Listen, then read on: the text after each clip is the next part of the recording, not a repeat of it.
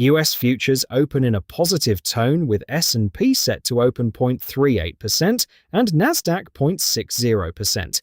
Both in the green, Bitcoin almost in 81,000. Oil prices declined with WTI down 2%, around $104 per barrel, and Brent crude lost 1% above $112 a barrel.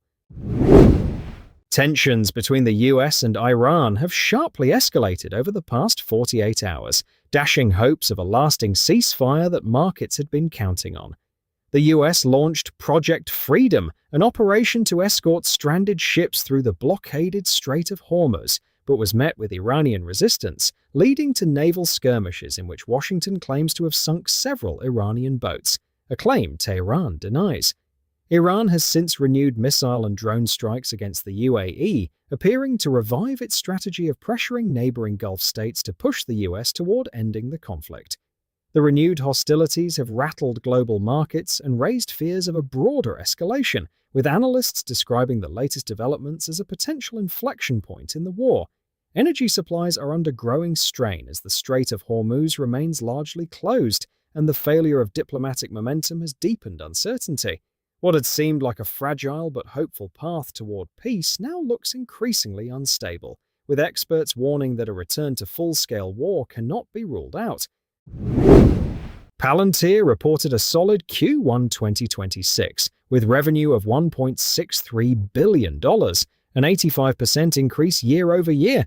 Despite the strong growth and the full-year guidance raised to $7.65 to $7.66 billion, shares are falling 2.77% pre-market. Coinbase CEO Brian Armstrong said today that the company will cut around 14% of its workforce due to a combination of market volatility and how AI is quickly changing how the company operates. The move comes before Coinbase's first quarter earnings, which the company is scheduled to report Thursday. Shares were up nearly 4% in the pre-market.